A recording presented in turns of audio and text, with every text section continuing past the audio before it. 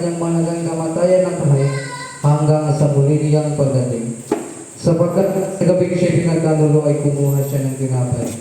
At ang siya makapagpasalamat sa iyo, kay kanyang pinagpira-pirason, ibinigay sa kanyang mga lagat at sinabi, kunin kanin. Itong aking katawan ay pinagdalog ko sa inyo. Gawin ninyo ito sa pag-alaala sa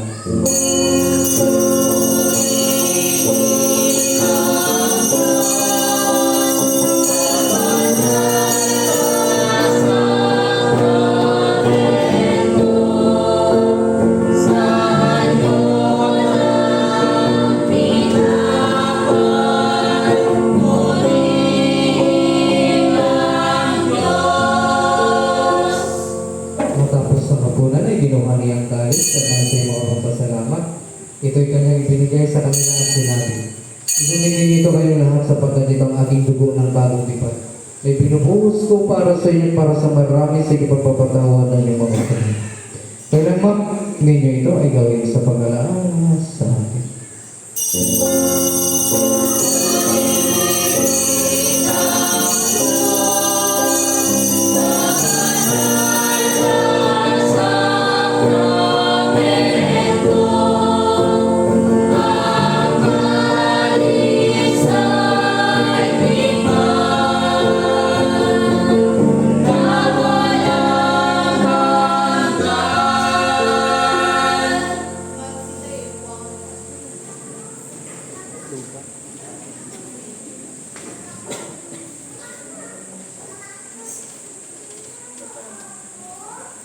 Ipahayag natin lahat ang misteryo ng ating pananampalataya.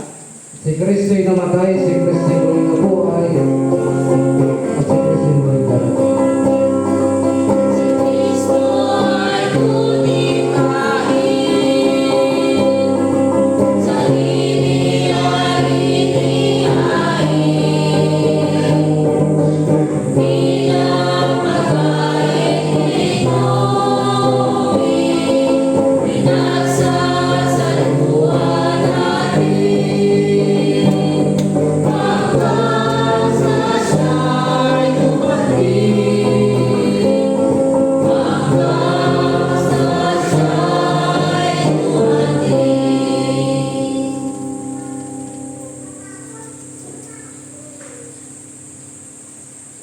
Kaya nga, Panginoon amang nasa langit, ginaganap namin mabanglingkod mo ang pag-alaalang inuutos ni Ina.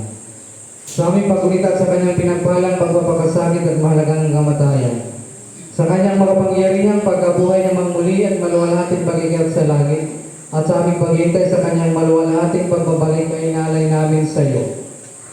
Itong dinapay ng buhay at itong kaalis ng kaligtasan.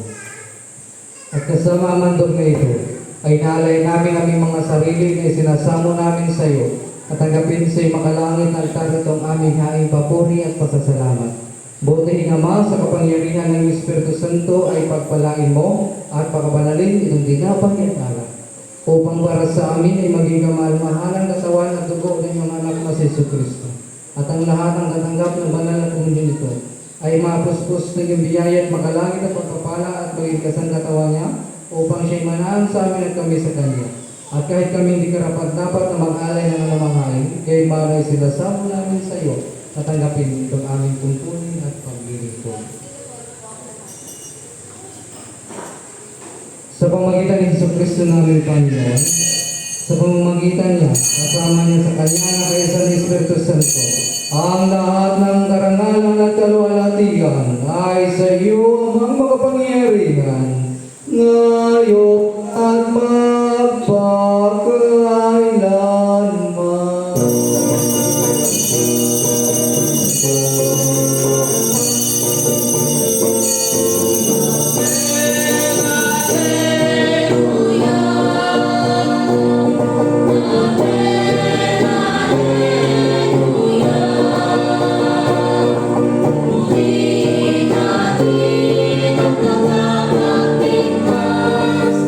Amen.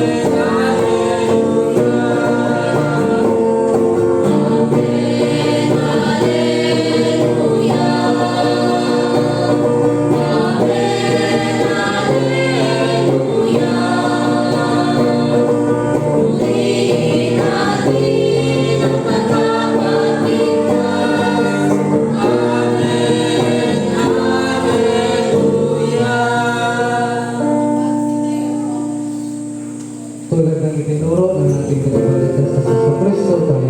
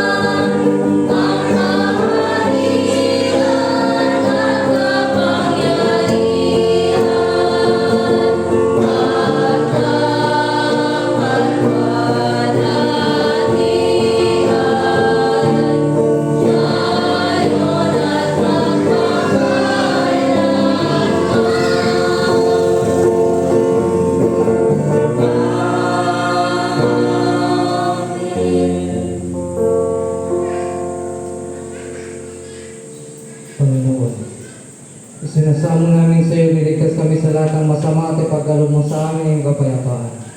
Sa tulong ng iyong awa, ilayo kami sa pagkakasala at iligtas sa ligalig sa pamagitan ng anak na si Kristo na aming Panginoon, na nabubuhay naghaharing kasama mo at Espiritu Santo, isang Diyos ngayon at magpakailanman.